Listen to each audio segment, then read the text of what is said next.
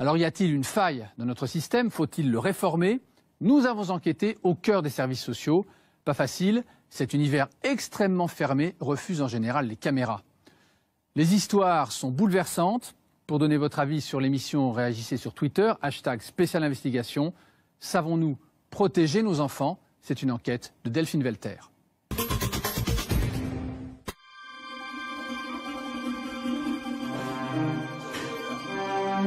En 2013, une histoire bouleversante m'a donné envie de me lancer dans cette enquête. L'histoire d'une petite fille de 2 ans que les institutions entendaient protéger de la violence de ses parents. L'histoire d'un terrible échec. Tout commence par une rencontre. Elle est serveuse et a 20 ans. Il en a 18 et sans emploi. Au fil du temps, le couple a 3 enfants, dont une petite fille, Inaya, 2 ans, absente de cette photo. La famille vit dans cette maison près de Fontainebleau. Le père est violent. Il a déjà été condamné pour des coups sur son aîné. 14 mois de prison. Le reste de la famille voudrait faire retirer les enfants à leurs parents. Mourad, un oncle d'Inaya, écrit au juge des enfants de Fontainebleau. Madame, monsieur, on vous contacte par la présente afin de savoir comment faire pour avoir la garde des enfants. On vous en supplie, aidez-nous. Pas de réponse. Il insiste auprès des services sociaux.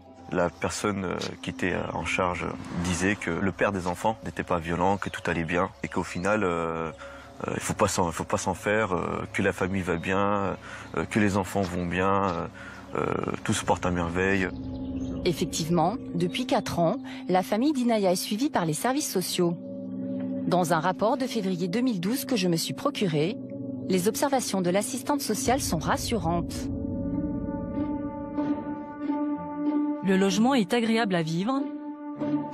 Le couple a su prendre en compte nos observations. Monsieur et madame semblent avoir trouvé un rythme de fonctionnement permettant aux enfants d'évoluer sereinement. Conclusion. Nous observons une évolution positive de la cellule familiale. En fait, la petite Inaya est morte, enterrée dans la forêt depuis au moins 2 mois. Et les services sociaux ne s'en sont pas rendus compte. Sa disparition ne sera découverte que 6 mois plus tard, suite à des traces de coups sur le grand frère constatées par l'école. Une enquête est ouverte. Plus d'1 an après la mort d'Inaya, les parents avouent aux policiers l'avoir tuée. Encadrés par des policiers, le père puis la mère ont été conduits dans ce bois à 500 mètres de leur logement. C'est ici, sur leurs indications, que les enquêteurs ont retrouvé hier soir, caché dans un sac, le corps d'une fillette d'environ 2 ans. Âgés de 24 et 26 ans, les parents étaient discrets. Le couple est mis en examen pour homicide volontaire. La famille avait été suivie pendant plusieurs mois par les services sociaux du département sans que la disparition ne soit remarquée. Tout ce que je souhaite aujourd'hui, c'est d'éviter que d'une autre famille ou autre personne tombe dans la même chose que nous. Combien d'enfants comme Inaya meurent tous les ans sous les coups de leurs parents en France?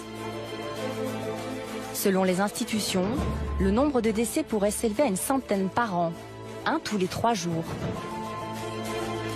Comment cela peut-il arriver dans un pays qui consacre en 2014 près de 7 milliards d'euros à la protection de l'enfance et emploie plus de 138 000 travailleurs sociaux pour suivre les familles en difficulté? Pour comprendre, j'ai enquêté pendant 6 mois sur les services d'aide sociale à l'enfance.